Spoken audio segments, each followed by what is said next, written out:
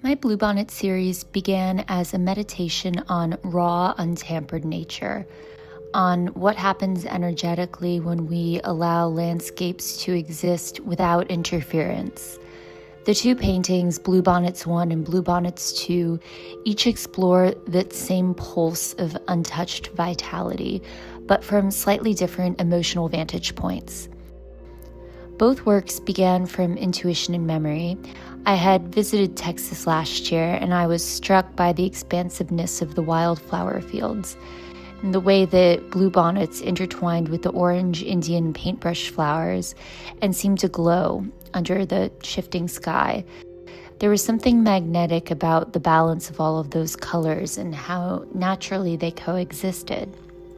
That experience caused me to think about our constant impulse to manage or manipulate beauty, how often we try to perfect what we already know can flourish.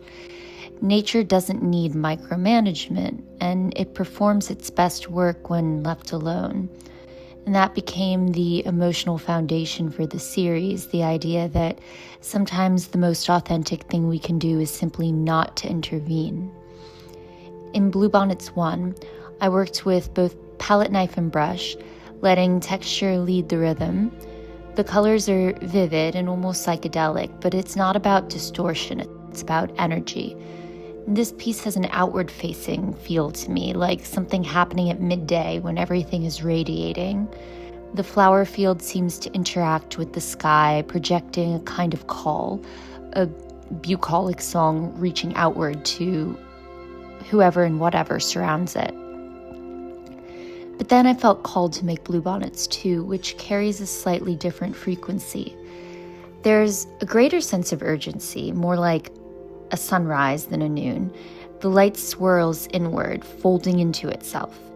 And if the first painting is an exhale, this one is an inhale. It's the same field seen from within, the same energy, but in introspection instead of projection. Together, the two paintings form a cycle. For me, they're about authenticity, both to nature and to self. Authenticity as expansion and authenticity as reflection. We need both states, to retreat and to reach outward, to look inward and then share what we find. So while Bluebonnets I and II may appear similar, they carry different energies. They're mirrors of each other, one radiant, one contemplative, both part of the same rhythm between reflection and expansion that defines all living things.